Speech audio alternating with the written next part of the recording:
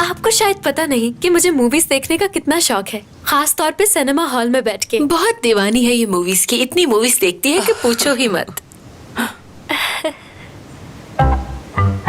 चलो जल्दी आ जाओ बहू। जी अम्मी जी, चलिए।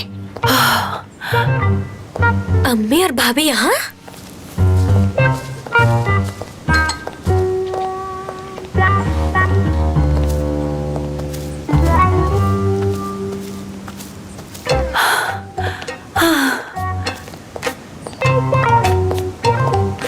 तुम्हारे घर में तो बहुत सारी सीढ़ियां हैं, मैं तो थक गई हूँ। ऊपर से बस में भी बहुत रश था, मेरा तो दम घुट रहा था वहाँ पे। थोड़ी देर सांस लेने तो फिर बात करती हूँ।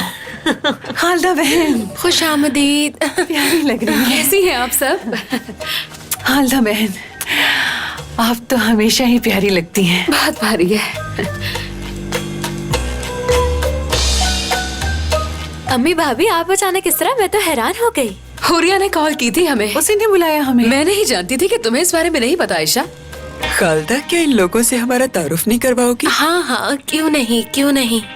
ये आयशा की अम्मी है मदीहा, और ये खूबसूरत लड़की आयशा की भाभी है, इसका नाम नजमा है। अपना मजीद तारुफ करवा देती हूँ मैं।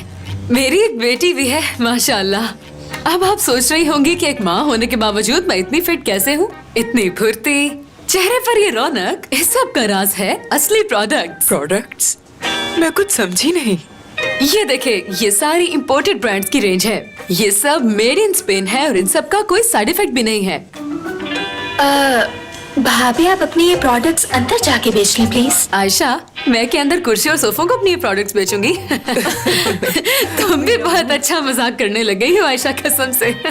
तुम यही रुको ना, बहुत अच्छी बातें कर रही हो। अच्छा, अब तुम आ ही गई हो तो कोई अच्छा सा ब्लशों दे दो जो मेरे स्किन टोन पर मैच करे। और कितने का है ये? वैसे तो हम ये 500 का बेचते हैं, लेकिन आप तो हमारे अपने हैं और आपसे कैसा मुनाफा कमाना। आप ऐसा कीजिए, 400 ही दे दीजिए। ओहो, इतना महंगा?